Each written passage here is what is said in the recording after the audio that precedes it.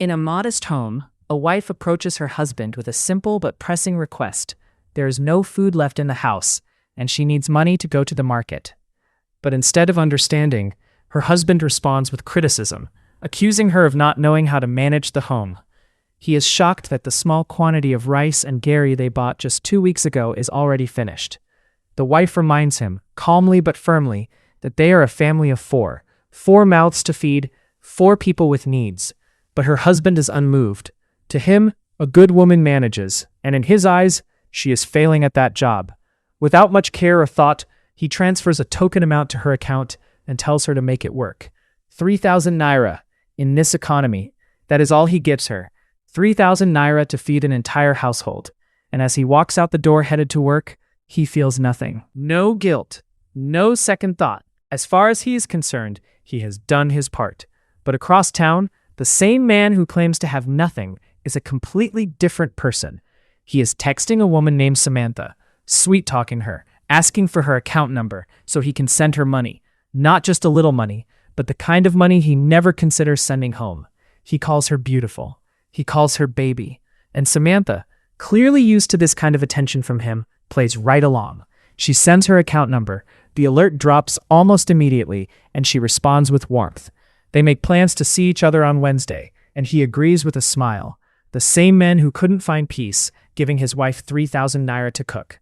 When he returns home that evening, he sits down to eat the meal his wife prepared with that same 3,000 naira. And of course, it is not good enough for him. He complains about the taste, about how the soup looks, shaming her right at the dinner table. The wife, exhausted but still composed, explains that things are expensive at the market and that 3,000 naira simply isn't enough for a family their size. He doesn't want to hear it. Instead, he brings up his mother, how she used to cook big meals with just 300 naira back in the day, completely ignoring that the economy has changed, that prices have risen, and that his mother was never running a household on the crumbs he gives his wife. He pushes the food away and tells her to clear the table. His frustrations don't stop at the dinner table.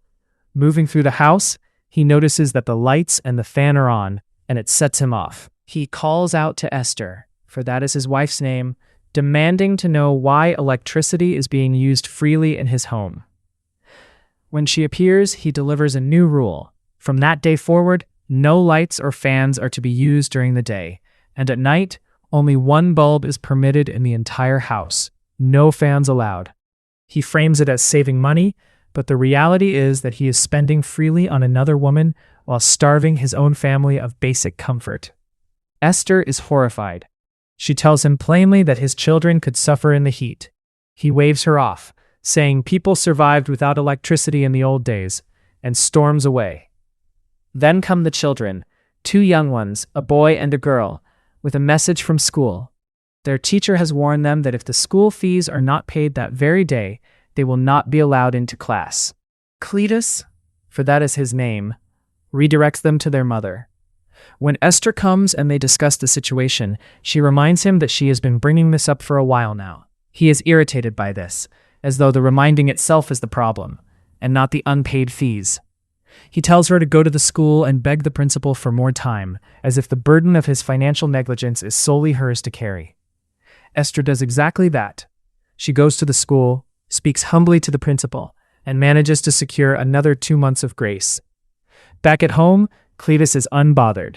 He tells her that since the school was nice enough to give them 2 months before, they should simply comply, missing entirely that the grace period has already run out. The irony is lost on him completely. At the school gate, the security guard tries to turn Esther away when she arrives another day, saying no one without paid fees can enter. She pleads and eventually makes her way to the principal's office, fighting quietly for her children's right to education, while their father spends without restraint on another woman. Meanwhile, Cletus is calling Samantha again, cheerful and carefree, asking if they are still on to see each other. She confirms.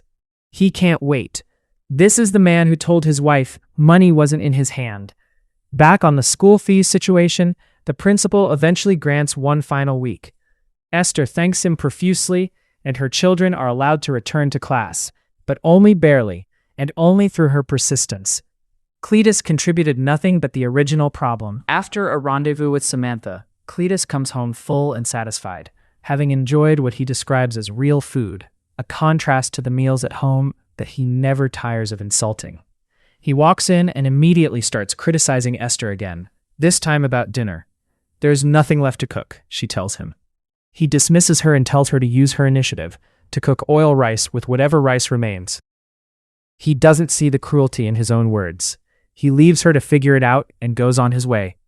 The grace period the principal gave passes. The children are turned away from school again. When Esther tells Cletus that their children can no longer attend school, he responds as though it is a minor inconvenience. But Esther stands her ground this time. She tells him clearly that education is the most important legacy they can give their children. He talks over her, brushes her off, and then she reminds him of something he'd rather forget, that she had wanted to keep working, but he was the one who stopped her after their first child was born. He had promised to set up a business for her. Years have passed, and that promise has never been fulfilled. He tells her it will happen someday. For now, she should just teach the children at home. And so Esther does. She pulls out textbooks and sits with Junior and Princess, teaching them herself, making sure their education does not die just because their father refuses to take responsibility. But even as she teaches, she prays quietly, asking God for a way out of this situation. That way comes in the form of her brother Mark. He visits the house, and when Esther opens up to him about everything, the school fees, the hardship, the children being kept home, he sends her money immediately, enough to pay the school fees and start a small business. Esther is overwhelmed with gratitude. When she shares the good news with Cletus, his reaction is not one of relief. It is one of wounded pride. He accuses her of embarrassing him by sharing their financial struggles with her family. She defends herself calmly.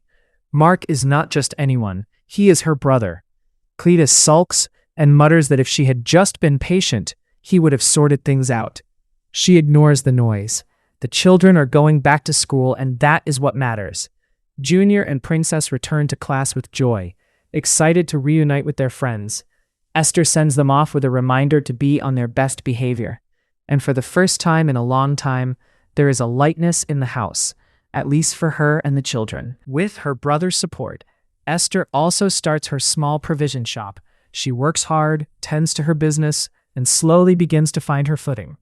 But Cletus, still blind to everything happening around him, now begins to question why she needs a new phone.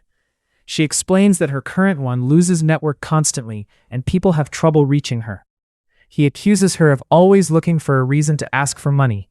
He tells her to use money from the shop, then in the same breath says the business is too small to be drawing from. He ties her hands and then blames her for not moving. And yet across town, he is taking Samantha on a full shopping spree. He tells her she deserves the best. He watches her try on clothes with a smile on his face, spending generously on a woman who is not his wife, on a family that is not his family.